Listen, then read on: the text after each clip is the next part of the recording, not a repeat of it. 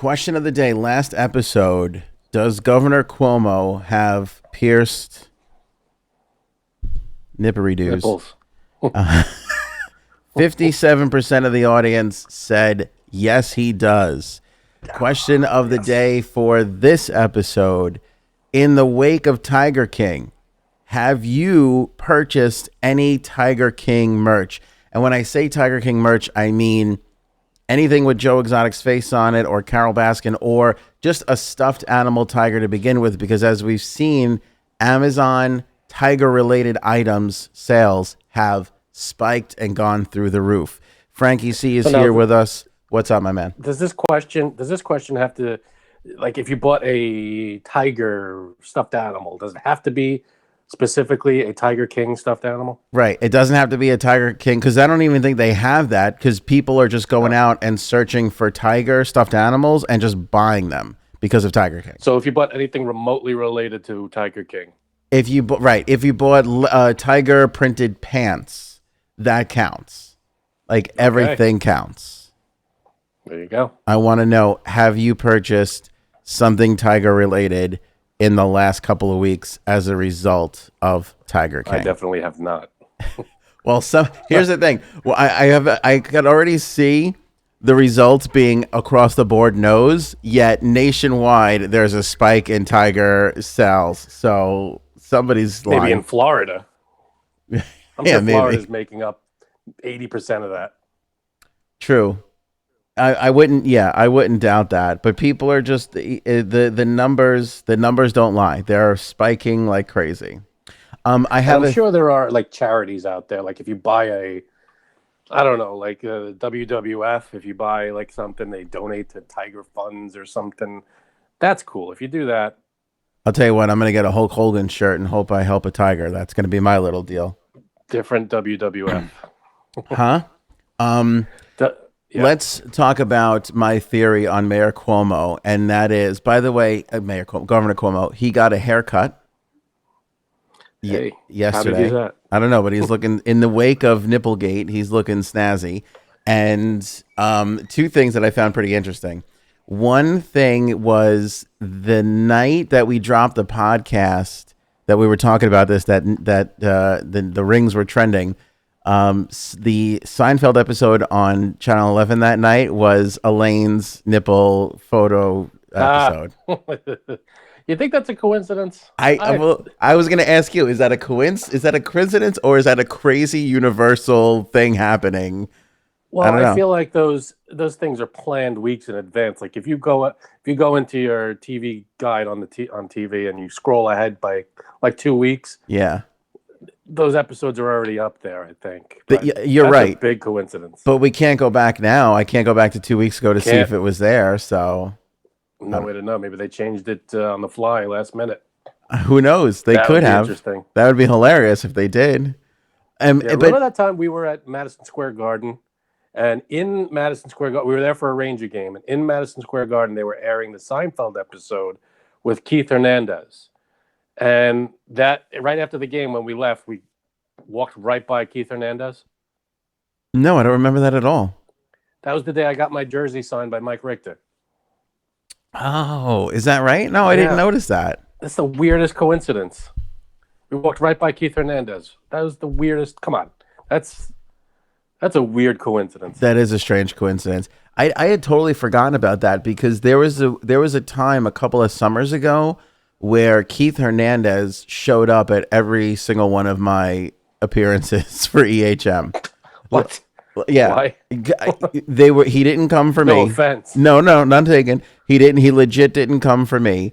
But like every time we were somewhere, there was literally 2, maybe 3 times. Now he does know somebody. He was super close with somebody that I used to do a lot of stuff with. And he actually brought him, I believe, one time, maybe twice. So there could have been that, but it was just more of a coincidental thing that like he just kept, every time I was at a place, like he was there. And then like the last time, weird. Yeah, it was super weird. And the last time that he did it, we kind of had this like eye contact, and he kind of was like, "Why are you everywhere I am?" And I was like, "No, you're everywhere I am." I'm being paid to be here, buddy. Yeah. Was he? I don't know if he was. Who knows? One was I don't want to say. Well, it doesn't really matter. Claudio's in Greenport. He pulled up on a boat. He was like on somebody's boat, and everybody.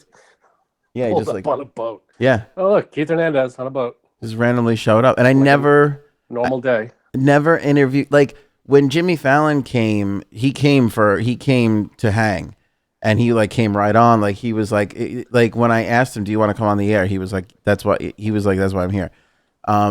Yeah, but that's okay because he did it once.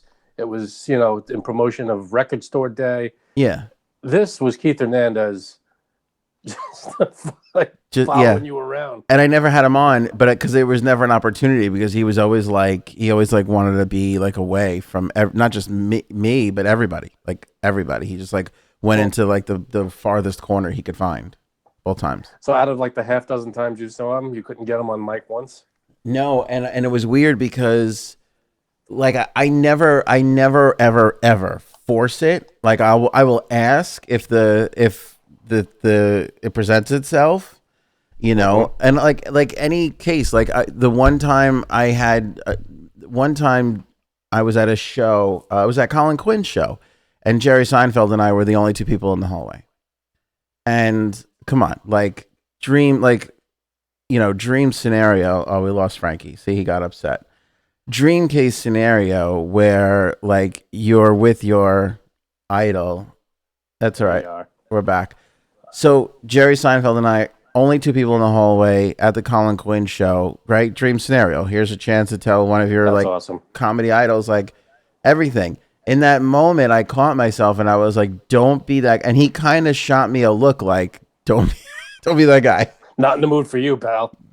Just I get it, like and I didn't say anything to him because we just shared the hallway. We exchanged a look. That was it, and that was. And I didn't want to do it. So I will never ever force the situation. If it arises and it comes up, whatever. If the glance he would have given me would have been like inviting, I would have been like, "Hey, just want to tell you I'm a big fan." That would have been it. We weren't doing a broadcast or anything. We were just standing in the hallway. But that's crazy though. With Hernandez, the guy the mutual friend that we had, he came up to me and he was talking to me and we were just like rapping. And I was like, "Oh, this is like," when he walked up to me, I was like, "Oh, I'm going to get Keith Hernandez on." But he like kept his distance and didn't. So I could have been like to our mutual friend, like, "Hey, does Keith want to come on?" But I didn't want to, like, I don't like that because I feel like if they're not in the mood or want to do it, it's not going to be good. So don't force it. That's true. They might snap at you. Yeah. But there was one time I was interning in Manhattan at it was a production company, TV. They do commercials and stuff. When I was in college, and who walks into the office? One of my heroes, Luke Skywalker himself, Mark Hamill. And I'm wearing a Star Wars shirt right now. No, that's not a coincidence because I wear them like every day. That's hilarious. You're wearing the Beatles Star Wars shirt. I have that. The one where they're all walking across Abbey Road. That's hilarious. Yeah. And so he's there, and I'm like, "Oh my God, this is Luke Skywalker." Look, it's right here. I couldn't say anything because I'm an intern. I don't want to be a jerk. And he's talking to like the bosses and everything. They're setting up some kind of thing, some kind of deal. I don't want to be like, "Hey, I have nobody. Can I say hi?" And I walked by him and I was like, "Hi." And I was like, "Oh my God, it's Luke Skywalker." And I couldn't say anything, and that was a missed opportunity. But I don't regret it because I couldn't say anything. I was an intern.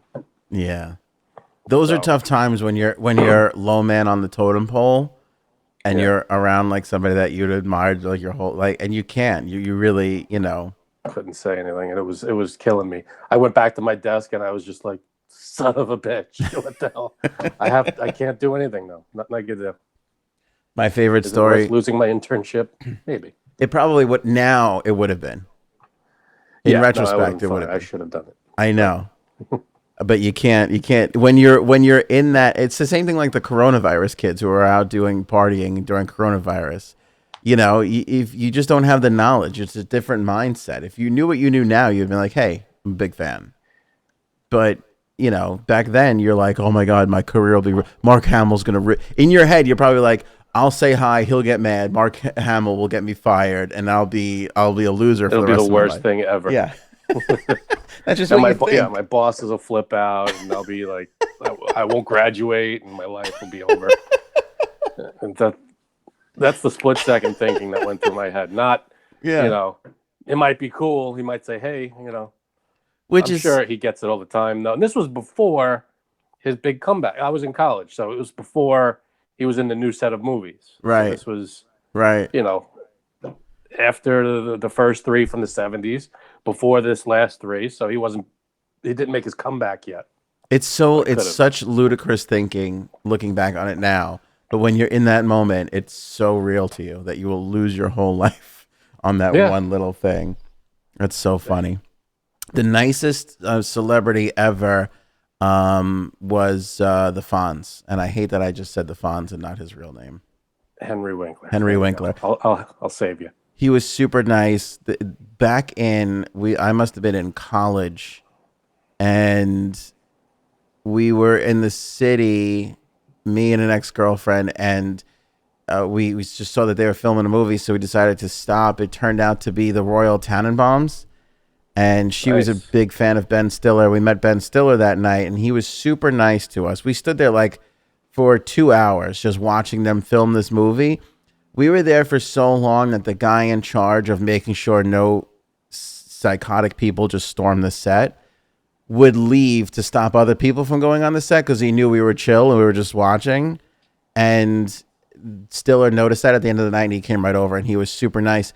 But while that was happening, Henry Winkler was in a restaurant like a 2 doors down eating dinner. And so they were filming a movie and came over to find out what movie. And he asked us first. He was like, hey, guys, like, what movie are they filming? And we're like, we have no idea. Man. And we're like, how are you? This is not happening. And it was, we had this whole, but he talked to us ad nauseum, like almost to the point where we were like, you can go back. We've had our moment, Henry. Thank you. You can go back and have your dinner. Oh, no way. He was so nice. You can't. No, we didn't say that. Like, let's exchange numbers. Let's go out to dinner. What are we doing? We didn't say that, but he was so polite. Could you imagine? I bet you it's so funny that you said that. He is so polite. I bet you that normal people like us probably think they can get Henry Winkler's number and hang out with him. Like, that's how polite he is. You probably could. He is from what I see and hear, he's a nice guy. Yeah. It doesn't get much nicer than him. Except we're just going to can we title this episode the name drop episode? Not that we know any of these people. No, we don't. Run into them. We don't. Donny Osmond, mm-hmm. one of the nicest people in the world, I have to say. We did a promotion when I was with B103. Yeah. And B103 was a thing. And I was the promotions director, and we had to pick him up at an airport at Public Airport, in a limo with 2 fans. It was me, 2 fans that won this meet and greet, and Donny Osmond in the limousine. And we drove to Huntington Honda and then to the theater at Westbury. It was just the 4 of us in this limo. And he was the nicest guy. And I have to say, the Huntington Honda stop was a bit of a curveball because he wasn't expecting it. And I kind of sprung it on him. I didn't know how to tell him. It was like the client that sponsored the whole thing. Of course. You didn't have to tell me that, and I knew, but I was curious as you were telling the story, like, did he okay the Huntington Honda thing from the beginning? Because that's not something that... But we stopped there, and I was like, oh, it's going to be quick. The owners just want to say hi and meet you and whatever. Little did I know that the salesperson spread the word to the manager, and there was about 200 people in Huntington Honda just waiting for this limo to pull up. Oh my God. We get out and he's swarmed and he's signing autographs and taking pictures. And I was like, I am so sorry. I didn't realize this was going to happen. I'm so sorry. I'm apologizing. And he could not have been nicer, even after I kind of screwed him on everything. I'll be honest. I kind of put him through the ringer on that day. First of all, you're describing my nightmare, because whenever I did anything with anybody like this, I always made sure that things were as planned out as possible. because I Oh yeah, never wanted to have happen what you're describing right here. absolutely. That's a nightmare. Like a couple of times I interviewed some people and we did it like rather publicly in public spots. And I was like, oh my God, if this, people are going to come and see. So that always drives me crazy. But second of all, were you the one who set up the whole thing? Because I have a feeling somebody kept the Huntington Honda thing from you even until relatively close to the last. Okay. All right. That's what I thought. Yeah, the plan. That's Yeah, what I the thought. plan was pick them up with the listeners Yeah. and take them to the theater at Westbury where they could see like the rehearsal before Donny Osmond's show. And they would take some pictures, autographs, ask Donny Osmond any questions they want, and that was the plan. And then I get just before I left to pick up Donny Osmond. You could probably guess who the salesperson was. Can I stop you right here? Can I stop right here? This is a rule in radio for those who aren't in radio. When you're doing a promotion, any promotion, doesn't matter what it is. Get a check. Go ahead. What did you say? As I'm telling people, when you're doing a radio promotion, it doesn't matter what promotion it is, any promotion, whether it's with a celebrity or whatever it is. Whenever a salesperson comes up to you at the last moment, that is the worst moment of your life. When the salesperson is walking towards you right before it's about to happen, whatever it is, it's not going to be good for you. It's bad news, man. Whatever it is, it's like, oh, remember everything we planned? Yeah, forget all that. This is what we're doing now. It's like, and you can't say anything because they're the salesperson. They're the ones bringing in the money. And you're like, if you tell them no, the client's going to be pissed and the money goes away. And then you're screwed and everybody gets in trouble. So that's the problem. It's standard operating procedure. Break the bad news 3 minutes before the thing's going to happen. Yeah, that's what it was. I had no control over it. So I had to be the one to tell Donny and husband, we're going to a car dealership to meet these people that you could care less about. And this was at a time when Donny Osmond actually had a show on B103. So, he was like one of our DJs. Okay, yeah, I remember that. And, he was kind of he stopped at the station too for a little bit. And that was planned. All that was planned. He took pictures in the studio and stuff. But that other part was not planned and not fun. It was like an extra hour and a half at least. Did he shoot you a dirty look at all or like an annoyed look at any point? Like a little one? Not even a little? Wow. I'm telling you. Class act. One of the nicest people I've ever encountered, present company included. He was the nicest, coolest guy. Just to round this out, one of my favorite stories of all time, it just happened to me last year. We were at the Rock and Roll Hall of Fame induction ceremony, and so we're out on the floor, and there's all the celebs are there. There's a lot of people, and my first ever interview on radio, like the first time I ever got to interview somebody big as a pro, because I don't feel like I had Tom Papa when I was in college, but that didn't count. Anyway, the first big time I get to EHM and I'm like, okay, this is, they give me Chris Isaak and I'm like, holy cow. This is at the time where he had the Chris Isaak show on on Showtime or whatever it was. Yeah, so I'm all super excited. And we're pre-recording the interview. So I get him on the phone and I'm like going through this whole spiel. Like, hey, like, I'm like, this is my, like I want to be a great interviewer. So I'm like, hey man, this is a safe place. Like this is going to be great. Like we could talk about anything you want to talk about. And I'm open. And even if you don't want to talk, and I'm going through this whole spiel. And I'm like, is there any, like before we start, like, is there anything that you want to mention that like you want to plug? And he literally fires back at me. I don't know, man. It says West Hampton on my sheet. Like, that's what he said. Like, it says West Hampton on my sheet. What does that mean? Meaning that I'm one of 45 interviews for that day. And at this time, West Hampton portion. Right. It says, whatever, man. Exactly. Plug the West Hampton show during this interview. So, like, in that moment, I was like, oh my God, like, I got sucked back into reality. Like, that these people don't really care. And not to sound like nasty, but this is their business. They're there to sell. Yeah, you're a minute out of their day, which is fine. Exactly. Which, by the way, what it is. And this is the way the world works. The person doing the interview thinks that they're the center of the universe, and the person that's giving the interview, it like you said, you're one of you're a minute of their day. So right. Okay, so that was 15 years ago, whatever it was. So fast forward to the Rock and Roll Hall of Fame induction ceremony. and I'm on the floor, and there's all these huge people there, and I see Chris Isaak, and I'm like, this will be a great story to tell Chris Isaak. I'll tell, because people, like, you just gave a little laugh. It's a nice little story. So I go up and I say, hey, Chris, I'm Anthony from EHM and blah, blah, blah. And I'm telling him the whole story. And I get done with the whole story, and he's looking at me like, do you want to take a picture? Yeah, you. 15 years later, he did the same exact thing to me. It's, what do you expect? Like, oh, man, I remember that. No, he doesn't. No, I wasn't. Why would he? I wasn't expecting him to be like, I remember that, but I wanted to like impart like my journey of like, I was so stupid back then, and I learned, and you taught me a lot in that one. You caught me like up to speed. It was like a Cliff's Notes in that one response that he had, and I wanted to like share that moment with him, and he again just didn't care, and nor should he have. No, he probably shouldn't.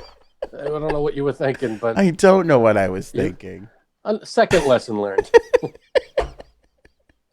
But I love that story because it's such you're an idiot, and you're, so just to kind of like round out what you said about name dropping, like this is where it winds up. We're right where we belong, which is like, yeah, okay. Do you want a picture? So, anyway, that was fun to go down memory lane with a little bit. Did you see the Kardashian fight that just came out? I saw that, and I blame Kim Kardashian. You're already before we show the audience, you're already blaming Kim Kardashian? Yes, that's my vote. Let the audience decide. That's fine. But I'm just saying, I don't know what the pre-argument was to this. Mm-hmm. But I'm just going from what I saw from this clip. All right, well, let's take a look at this. This is the fight for anybody who didn't see. I think it's here in like two parts.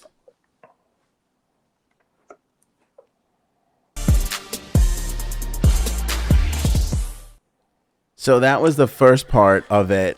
That was the first part. Kim kind of threw the first. Yeah. Yeah, she got approached, but she kind of threw the first swing, I think.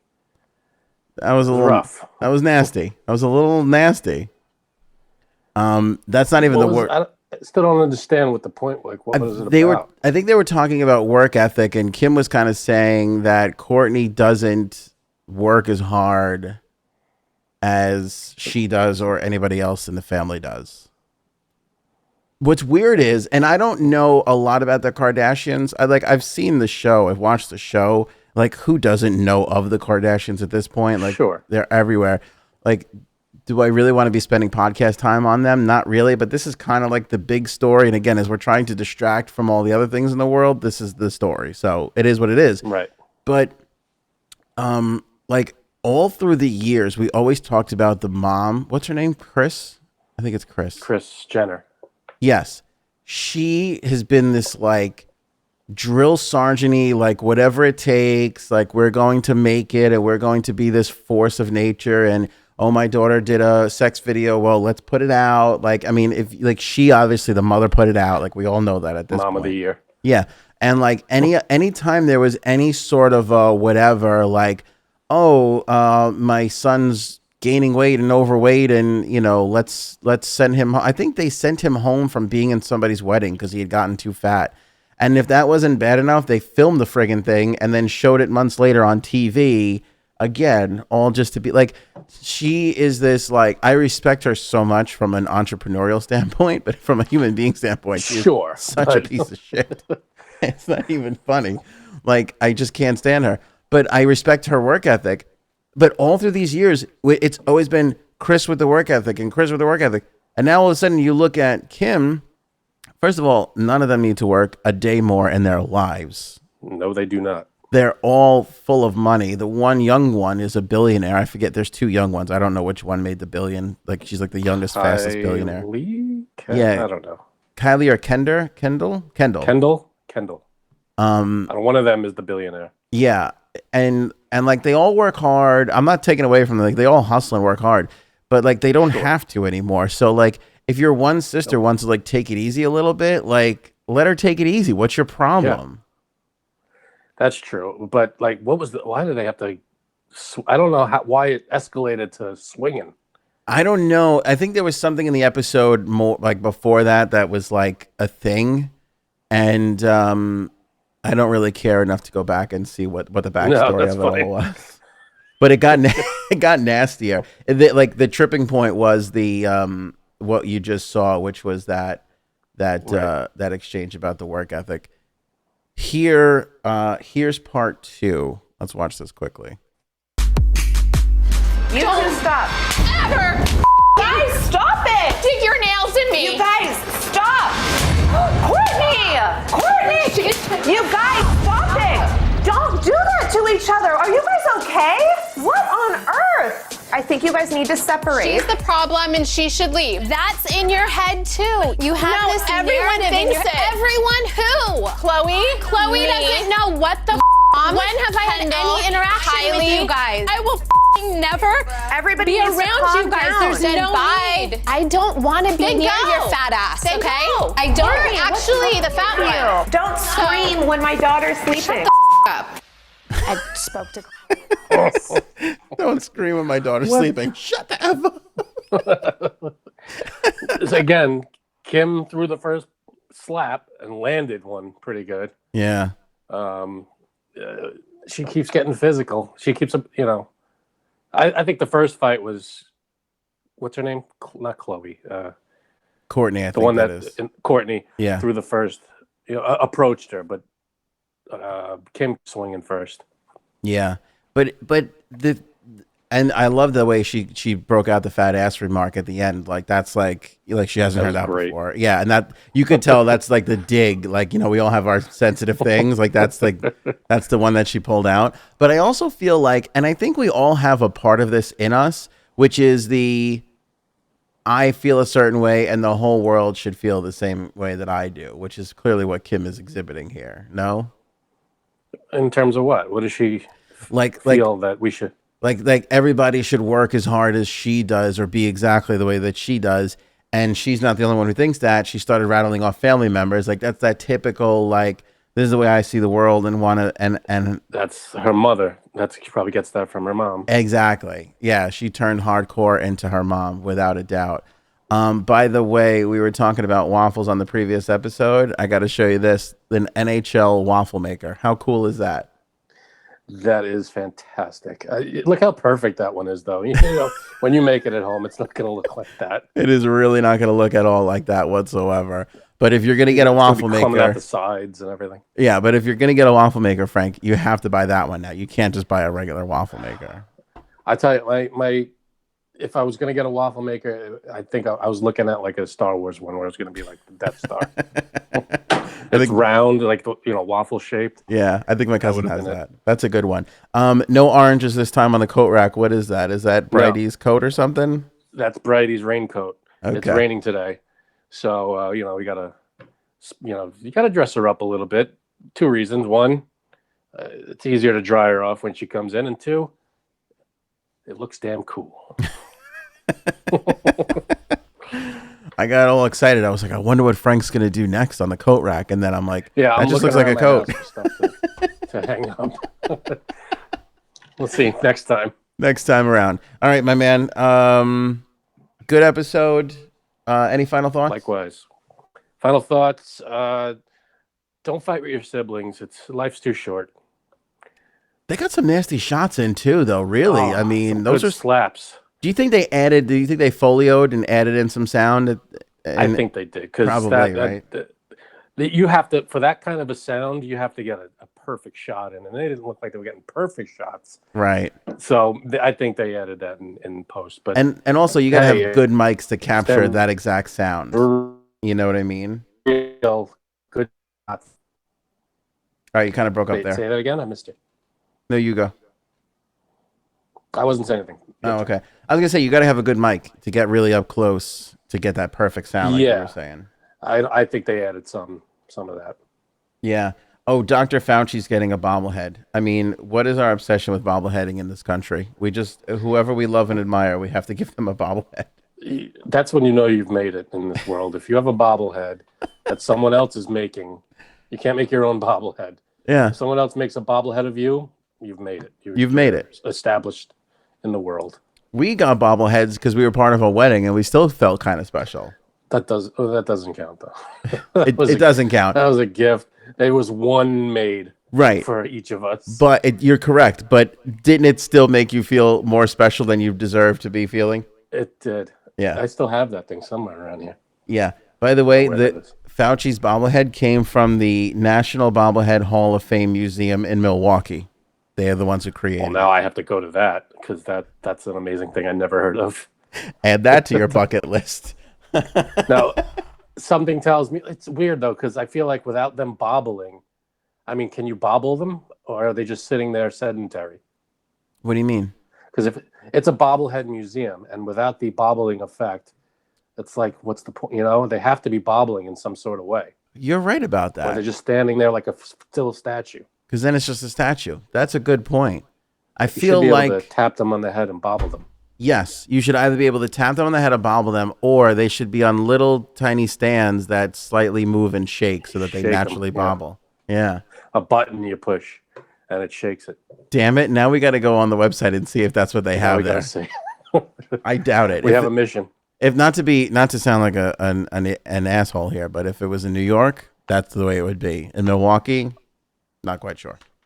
Yeah, I feel like in Milwaukee you got like a dozen or so bobbleheads, and they're all Yeah. everyone has its own room, and it's like a big deal.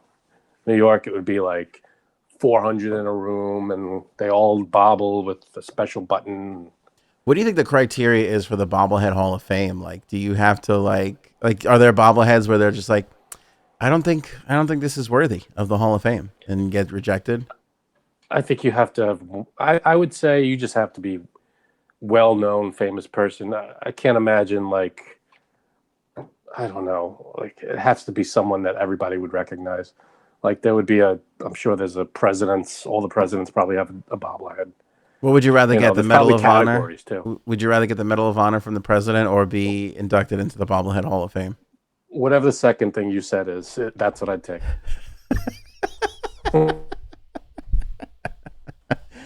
All right. We'll leave it there. Frankie C, thank you so much, my man. And Pleasure. we'll by the way, we've locked in the ice cream social distancing party, alcohol consumed also. That's the name. I don't know if it's gonna be Catchy. Yeah, are you I want to do it tomorrow night, but I just don't know if we still have enough time to pull it off. Are you around tomorrow night or you're not around tomorrow night? I'm around. What time? I was thinking maybe This 8. is live, right? Yeah, this is for the live show. We still have to test some equipment, but maybe 8. Yeah, I think I'll be around. I'm not going anywhere.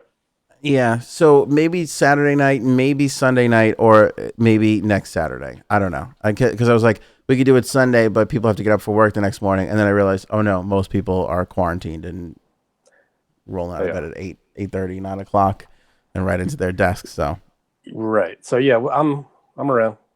okay. All right. We'll figure it out and we'll tweet it and we'll announce it for sure. Follow along, AnthonyOnAir.com. Frank, have a great day, my man. You too, man. Thanks a lot.